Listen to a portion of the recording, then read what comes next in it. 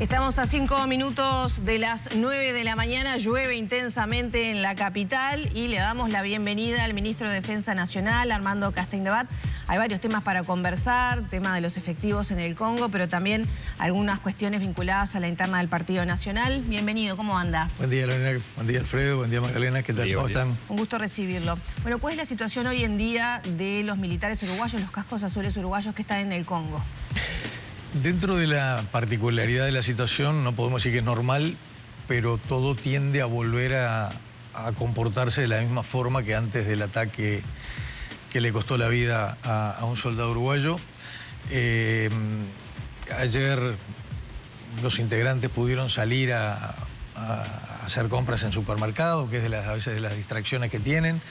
Están viendo ya la posibilidad de ir a un hotel que hay, que lo usan para ir a hacer piscina y eso. Eso se estaba por implementar. El problema ayer es que los bancos estaban cerrados y bueno, podían ir al supermercado, pero no podés ir a cajeros. Entonces algunos problemas todavía quedan. Las tropas uruguayas están retomando las actividades de antes de esto. La única diferencia es que hoy el control de Goma y de la región lo tiene el M23 y Ruanda y no el Congo.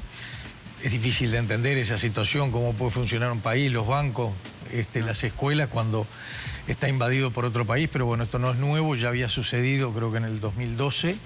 El grupo rebelde llegó prácticamente a las puertas de Kinshasa, estuvieron 10 días y después salieron.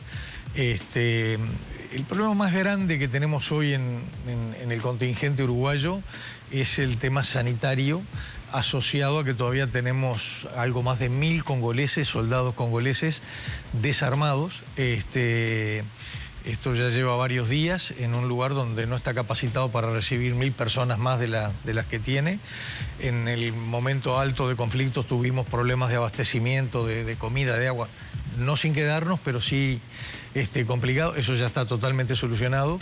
El problema ahí fue que varios de ellos llegaron heridos, fueron falleciendo algunos de los congoleses dentro de la base, que no tiene morgue, no estaba preparada para eso. Se logró hace 24 horas que Naciones Unidas sacara a todos los heridos y los cadáveres, con una cosa que ayer se confirmó: cuando llegan los congoleses, los refugiados, se hacen un análisis médico y ahí se aíslan aquellos heridos y los que pueden tener algún síntoma. Uno que estaba con síntomas, que estaba aislado, dio positivo a la viruela del mono. La viruela del mono es endémica en el Congo, o sea que cuando salís de compras al supermercado también tenés los mismos problemas.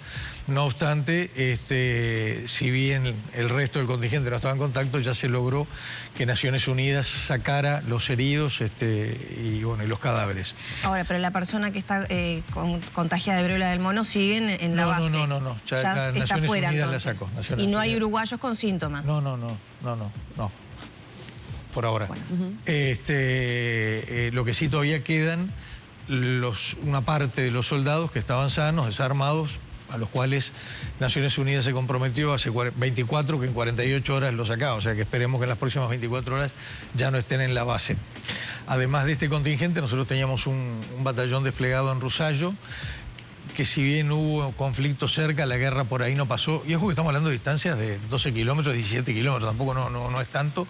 Ayer vino la orden de replegar el batallón de Rosario, o sea que se va a concentrar todo el batallón en la base Uruguay, además de 5 observadores, creo que son 2 de la Armada y 3 del Ejército, que esos estaban desarmados, que estaban en la base de la ONU, que cuando se desata el conflicto, la ONU lo primero que hace es evacuar personal civil y personal militar no indispensable, que quiere decir personal militar no armado. Dentro de esa categoría estaban estos 5 uruguayos, se les planteó la posibilidad de irse, se iban para Uganda, ellos no quisieron irse, se quedaron en la base, todavía permanecen ahí. Esa base está del otro lado del aeropuerto, o sea, yo no sé si alguno de ustedes estuvo en el Congo. En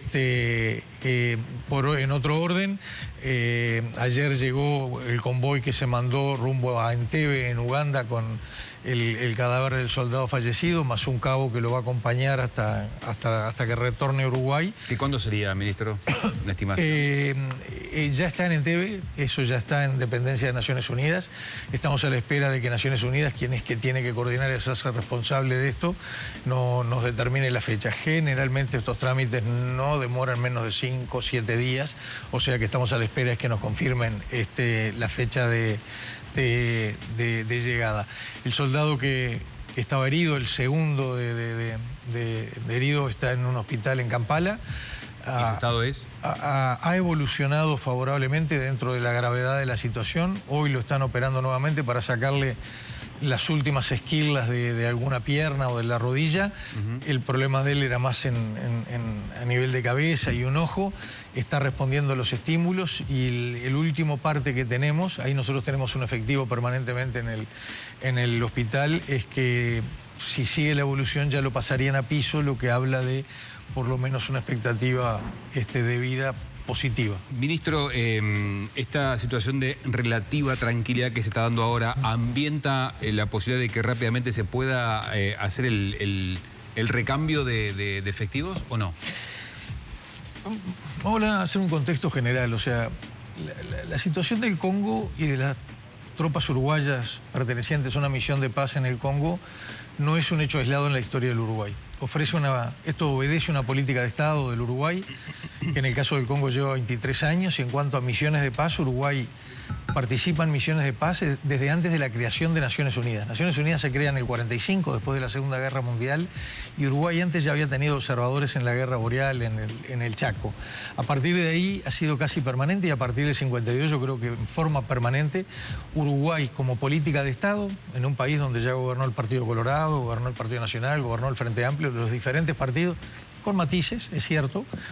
Recordemos que Chiflet, ¿se acuerdan? Sí. Cuando fue senador, renunció a su banca por una discrepancia en cuanto a las tropas en Haití, pero el sistema político en su conjunto ha entendido que es una buena cosa para Uruguay, que es una buena cosa para las Fuerzas Armadas, y hasta ahora no está arriba de la mesa la discusión de seguir participando, ¿no?, de Fuerzas Armadas.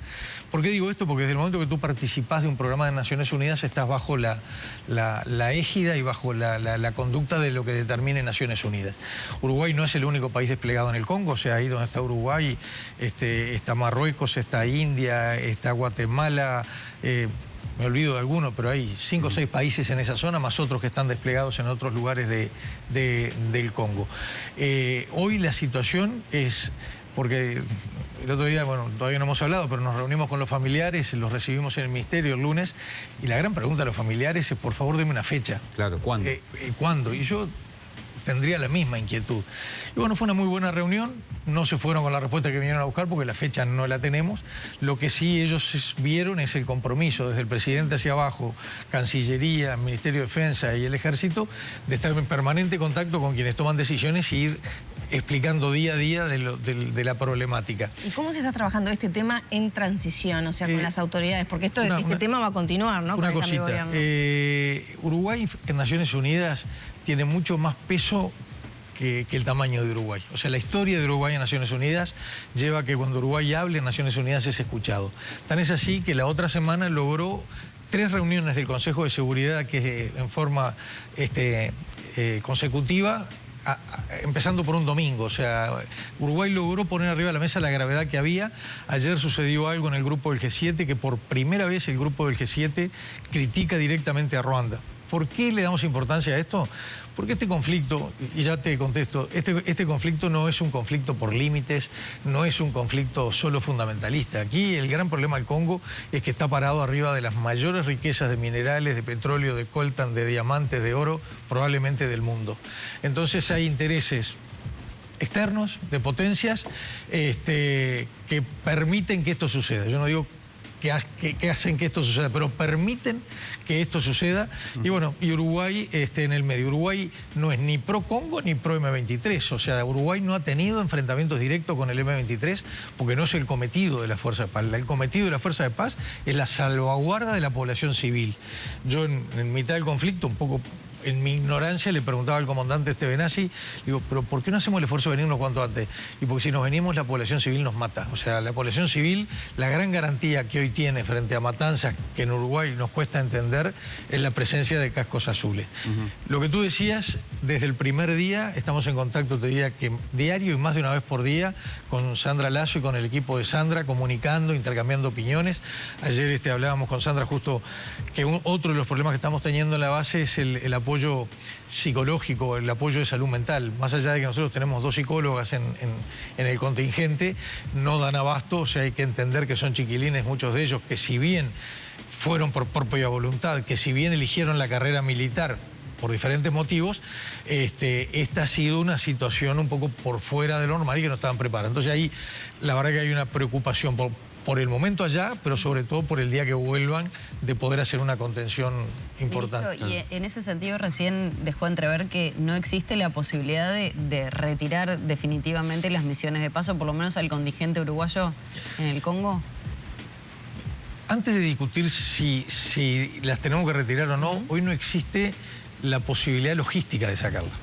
El aeropuerto de Goma no está funcionando, el aeropuerto más cerca es el de Ruanda, o sea que quien te invade te tiene que autorizar a hacer el recambio. Ruanda autorizó... O sea, por un lado no se sabe cuándo va a ser el recambio por esta situación. Por esto, o sea, bien. Si por nosotros fuera, es hoy. O sea, nosotros tenemos un Hércules en Portugal pronto para venir y dijimos, vamos a mandar el Hércules. Claro. Dicen, no, si no te autorizan, el Hércules dura 3 minutos en el cielo. Porque aparte el M23 está armado con armamento muy diferente al ejército del Congo, armamento de última generación. La muerte del soldado no fue casualidad, no fue un daño colateral, fue un disparo dirigido, o sea, con armas. No podemos afirmar de dónde vino, pero sí podemos afirmar que no fue casualidad y no fue un daño colateral. La intención era dañar al contingente. O sea, fue una señal al contingente de Naciones Unidas. O sea, eso no hay duda. Okay. Por eso esta situación la hace diferente a otras situaciones donde la salvaguarda era ser casco azul o estar cerca del casco azul. O sea, pensar entonces en la eliminación no es algo a corto plazo. Yo no veo, y más con la situación que hay, que Naciones Unidas hoy se retire el Congo. Hace 20 días nos confirmaron que la misión seguía hasta fin de año, de este 25, y por la característica de Uruguay, que es el casco azul más codiciado por las Naciones Unidas y por los países donde se desarrollan, porque es el que ha demostrado más profesionalismo, mayor relación y empatía con la población. Somos el único país perteneciente a las misiones de paz que no tenemos intereses comerciales directos con el Congo. Todos los demás algún interés comercial tienen. Nosotros al Congo no le vendemos ni un caramelo, que no está bueno. O sea, el Congo es un país de más de 200 millones de habitantes y la realidad no es que toda la gente está en guerra. O sea, hay mucha gente... Y bueno, es más, hace un tiempo habíamos con el embajador Enciso, nos habíamos reunido con el embajador del Congo, que es concurrente a Uruguay, para tratar de comenzar algún tipo de intercambio. Ministro, de las últimas con respecto a esto, le pregunto, ¿esta situación que está dando de inestabilidad en el Congo ha hecho que haya menos interesados efectivos del ejército para ir al Congo para hacer ese traspaso? Dentro de... a veces de la ignorancia esto es totalmente diferente si se mira desde la óptica militar que si se mira desde la óptica nuestra. Yo cuando en pleno lío me encuentro con el comandante Estebenazzi y le digo, comandante, de esta gente... cuando vuelvan no hay uno para ir al Congo. Está totalmente equivocado, ministro. De esta gente más del 90% va a pedir para volver. Es más, muchos que están allá están pidiendo para quedarse. Que ojo, es normal en todas las misiones que se queda un porcentaje. ¿Pero es por un tema laboral o por un tema económico? No, no. En este caso es un tema de gente que eligió la carrera militar, que se siente identificado con la función que cumple y entiende que esto lo hace crecer profesionalmente. Sabe los riesgos. El día que falleció el soldado, yo a las pocas horas me pude comunicar con la esposa de él, 23 años, una hija de 4 y una de 4 meses, que él no conoció más allá de por videollamadas, y la verdad que me desarmó.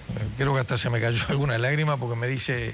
Yo hablé con mi esposo ayer, hoy, de mañana, y me dijo que él estaba con el uniforme puesto, defendiendo al país y que estaba preparado para morir por el país. Entonces es muy difícil de entender a veces o entender esas lógicas de... Sobre todo porque no somos un país en guerra, un país donde no tenemos el ejército tenga un rol fundamental en las actividades del día a día. Entonces, y que también por las declaraciones de los familiares pareciera ser que no están preparados para ir a una zona de guerra, por lo menos psicológicamente, ¿no? Como que no es inesperado que suceda lo que pasó. Esto que está pasando no es la primera vez, no es común. Probablemente sea de los hechos más graves que han pasado en el Congo. No es el primer soldado que fallece, con este van 11 que fallecen en el Congo y 30 y pico en misiones de paz. Es cierto que la gran mayoría no han fallecido en combate. son por accidentes o por un daño colateral. Este fue, no en combate, pero sí con una agresión directa. Frente al batallón que ya está anotado y está preparado, hasta el día de hoy, no hemos tenido uno solo que se haya querido bajar. Bien. Ministro, vamos a cambiar de tema. Yo le quiero preguntar, usted se está yendo de la Secretaría de Estado, le quedan muy pocos días, y le voy a pedir una opinión personal, de convicción suya. ¿Usted cree que las Fuerzas Armadas a usted le dijeron toda la verdad vinculada a los detenidos desaparecidos? Si yo no estuviera convencido de eso, me tengo que ir del lugar donde estoy.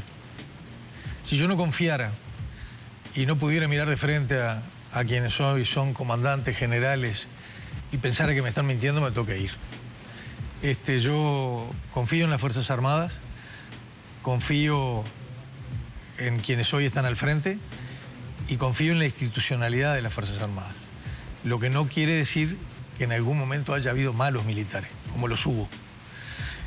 Ahora, por eso no podemos generalizar y meter en el bolsón a gente que cuando sucedieron esos hechos, algunos de ellos ni habían empezado la carrera militar. Entonces, a tu pregunta concreta, yo les creo a las autoridades militares y si no les creyeran me tengo que ir. Bien. ¿Qué le quedó en el debe en el Ministerio? Muchas cosas. ¿Por ejemplo? Muchas cosas. Aprendí a querer, a respetar y a valorar la institucionalidad de las Fuerzas Armadas, más allá de que con mi pasado como intendente, los intendentes tenemos mucha relación con los batallones en los departamentos y forman parte de la sociedad y forman parte del quehacer diario. Pero poco a poco fui siendo parte de todas las cosas que hacen, pero también siendo parte de sus problemas y sus necesidades. La familia militar en este país son más de 230.000, con carencias muy, muy importantes, no solo económicas. A lo que le tenemos que agregar que hace muchos años que venimos con una discriminación ideológica hacia las Fuerzas Armadas, sobre todo en Montevideo y área metropolitana, cosa que no sucede en el interior. En el interior las Fuerzas Armadas forman parte de la sociedad, de las directivas, de la vida diaria. ¿Usted percibe que sigue habiendo una discriminación ideológica hacia las fuerzas militares? No, estoy convencido. ¿Ah, sí? Estoy convencido, lo vivo en la puerta del ministerio, donde pasa gente y le dice cosas increíbles a los pobres chiquilines, 22, 21, 23 años. Le hablas de la época, no eran ni nacidos cuando la dictadura. Y los insultos que reciben esos chiquilines parados en la puerta primero, no me los imaginaba si tú me decías esto antes, ahora los viví, los escucho. O sea, entonces estoy convencido que aquí todavía, y sobre todo en el área metropolitana, hay una discriminación ideológica que no le hace bien al país, no a las Fuerzas Armadas, no le hace bien al Uruguay, porque yo creo que ya hoy no está arriba de la mesa la discusión si Uruguay tiene que tener o no Fuerzas Armadas. Capaz que lo que tenemos que volver a discutir cuáles son las funciones de las Fuerzas Armadas. Y resolver el tema de los detenidos desaparecidos, ese pedido de perdón que es ansiado por algunos sectores de la sociedad, ¿resolvería este problema que usted advierte en la zona metropolitana? Yo creo que va más allá. El tema de discriminación va mucho más allá del tema de los desaparecidos. Indudablemente que ahí la valoración es diferente de quien está directamente involucrado, que esa persona que lamentablemente el paso del tiempo lleva que hoy queden solo 4 madres, después iban quedando parientes y probablemente haya madres que se mueran sin saber dónde están los restos de sus hijos. Entonces eso, indudablemente que el único punto final sería si de un día aparecieran los 20 y pico o 30 que son los desaparecidos que hoy se hablan. Yo me voy con la tranquilidad de haber hecho todo lo que estaba a nuestro alcance en nuestro gobierno, tanto con la justicia como con los familiares, de ponerlo arriba de la mesa y colaborar. Convengamos, sí, que el paso del tiempo atenta a poder lograr esto que tú estás diciendo, ¿no? Castaindebat, le cambio otra vez de tema y me meto en la interna del Partido Nacional. Casi nada. En las últimas horas, el diputado Soravilla, el diputado electo por Artigas, señaló que Valentina Dos Santos, en caso que gane el sector de Caram, en la Intendencia de Artigas, sería la 2. ¿Qué mensaje se da? Me gustaría un poquitito más para atrás, digo, o sea... A la ciudadanía. Yo soy director del Partido Nacional hace 10 años, formo parte del directorio y formo parte de un sector aire fresco. El directorio, después de la elección del balotaje de noviembre, tiene muchos desafíos por delante, y mucho más que estábamos convencidos que la gestión de este gobierno, que la popularidad del presidente, que el resultado con que nos vamos nos iba a permitir gobernar 5 años más. La gente no se equivoca cuando vota, o sea que nosotros lo que tenemos que interpretar es qué dijo la gente. En el directorio alguna de las cosas que tenemos que hacer es interpretar eso. Hoy en el directorio había 2 discusiones arriba de la mesa. Uno era relacionado a Artigas, que no es solo lo que tú estás planteando, sino que era más grande, era la posibilidad o no de que Valentina Dos Santos fuera candidata. Y lo otro era cuándo se hace la renovación de las autoridades del directorio. Y ahí hay 2 posibilidades como dirigente del partido de discutirla, o priorizando mi persona, o priorizando mi sector, o priorizando mis intereses, o poniendo el partido por delante. Ahí yo voy a hablar por mi sector y voy a hablar por mí. Hicimos lo imposible para poner por delante los intereses del partido. Y ahí fue que fuimos, en el primer caso de cuándo renovar las autoridades, recogiendo opiniones de intendentes, de candidatos, y entendimos que de aquí a mayo el gran desafío que tiene el Partido Nacional, luego de haber perdido las elecciones nacionales, son las elecciones municipales. El gran contrapeso que nosotros podemos lograr en estos próximos 5 años es conservar las 15 intendencias que tenemos y ganar alguna más. En el escenario actual tenemos varias intendencias con signos de interrogación, con serias posibilidades de mantenerlas y serias posibilidades de perderlas. Entonces entendimos que lo mejor para el partido en este momento era dedicar todo el esfuerzo a los departamentales. A los departamentales, y por eso se laudó en el directorio. Nos quedan pocos minutos, por eso yo le pido una lo otro era lo de Artigas. Sí. Y ahí también pensamos en lógica de partido y no en lógica de Artigas. Si hubiéramos pensado en lógica de Artigas, nosotros teníamos 7.000 y pico de firmas. O sea, Valentina Dos Santos tenía que ser la candidata. Si hubiéramos pensado solo... se pone en riesgo ganar la intendencia de Artigas, pero se necesitaba dar este mensaje. Adriana, cuando tú estás en un partido que tiene 189 años de historia, que la mayor parte de la historia perdiste y que ha sido oposición, tenés que tener claro qué es lo que querés para el partido. Y nosotros entendimos que para el partido en este momento había que hacer lo que hicimos. Había que mantener la inhabilitación de Valentina, que Valentina no fuera candidato, más allá de que ella había cumplido, pero entendimos que como partido teníamos que dar una señal fuerte. Claro, la pregunta era si el mensaje de Soravilla tal vez no queda ahí un poco en la nebulosa, teniendo en cuenta por qué fue condenada por la justicia, porque ella siendo diputada se imputó... La intervención del directorio llega hasta habilitar el lema. El directorio no tiene potestad para elegir los candidatos ahora. Ahora la convención de Artigas se puede reunir, se pone un balde y dice, nosotros queremos a Valentina candidata. Después va a venir la Corte y va a decir, no, Valentina no está habilitada y Artigas no tiene candidato. Está dentro de las posibilidades. O sea, que el partido no lleve candidato y mucho más que el sector de Valentina tiene el 75% de los convencionales. Claro. Por eso mismo... Ahora, para tener otro candidato, Valentina tiene que prestar convenciones. Entonces, frente a lo que tú decís, yo lo escuché también. Y fui de los primeros que le llamé, Emiliano, no es bueno esta declaración, pero... Yo no te lo puedo prohibir. Ahora, esto es un tema de Artigas. Ministro, usted como integrante del directorio del Partido Nacional, ¿qué señal cree que le está dando al votante blanco que está viendo cómo, después de perder las nacionales, cuando se decía que podían retener el gobierno, ahora están en las cuchillas peleándose y poniendo eventualmente en riesgo la posibilidad de acceder al poder en algunos departamentos? Si ponemos por delante de los intereses del partido, los intereses personales, los intereses sectoriales, estamos dando una pésima señal. ¿Y está pasando eso, dice usted? Sí, en algunos casos sí. Esperemos que sean casos aislados, esperemos que recapaciten y esperemos que de aquí en más el partido no repita, porque no es nuevo en el partido nuestro, vamos a entendernos, o sea, hemos tenido historias que nos han hecho muy mal. Aspiramos a que, yo ayer lo decía, digo, a mí me gustaría después de mayo poder llegar a un candidato de consenso del directorio del partido, que sería lo mejor para... Bueno, hoy es bravo, pero... La ¿Para política usted es Álvaro Delgado, el hombre? Si Álvaro hoy tuviera decidido ser presidente del directorio, le sobran los convencionales. Llama a una convención mañana, le sobran convencional. O sea, ganaría Álvaro Delgado. Hoy. Álvaro entendió que hoy no es un momento ni de nombre, ni de cambiar las autoridades del directorio.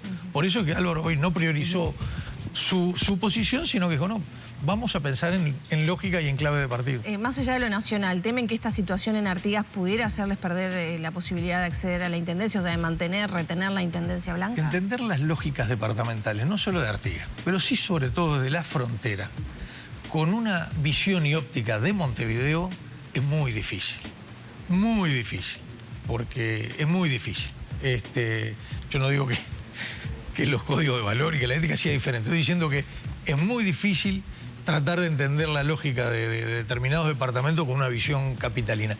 Ahora, la gente va a votar. La gente ahora tiene la posibilidad mediante el voto.